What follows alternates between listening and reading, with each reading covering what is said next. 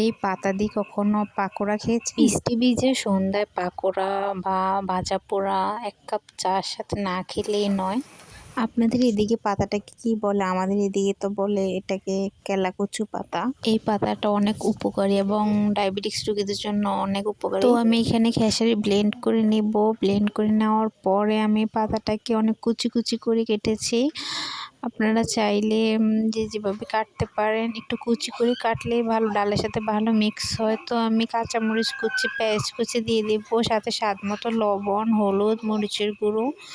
তো মিক্স করে নেওয়া হয়ে গেলে আমি এটাকে একটু বাইন্ডিংয়ের জন্য বেসন অ্যাড করব। বেসনটা অ্যাড করার দরকারটা ছিল তেল দেওয়ার পর ডালটা ছড়িয়ে যাবে না, সুন্দর মতো পাকোড়াটা হবে। তারপরে এরকম গোল শেপ করে আপনারা গরম তেলে দিয়ে দিবেন। তো লো হিটে একদম ব্রাউন কালার করে নেবেন। তো পরে এক পাশ হয়ে গেলে আরেক পাশ দিবেন। তো একটু লালচে লালচে কালার হলে আপনারা বুঝতে পারবেন যে পাকোড়াটা রেডি হয়ে গেছে।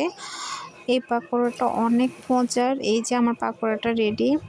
আপনারা সন্ধ্যায় ১ কাপ চায়ের সাথে পাকোড়াটা এনজয় করতে পারেন বা বৃষ্টি ভেজা সন্ধ্যায় রেডি করতে পারেন। ঝটপট বাচ্চাদেরকে দিতে পারেন, মুরব্বিদেরকে দিতে পারেন। সবার জন্য এটা উপকারী। তো আজকের রেসিপিটা কেমন লাগছে অবশ্যই কমেন্ট করে জানাবেন, শেয়ার করতে ভুলবেন না। আমার পাশে থাকবেন অবশ্যই। তো আজকে এই পর্যন্তই। নেক্সট ভিডিও নিয়ে আবার আসবো। আল্লাহ হাফেজ।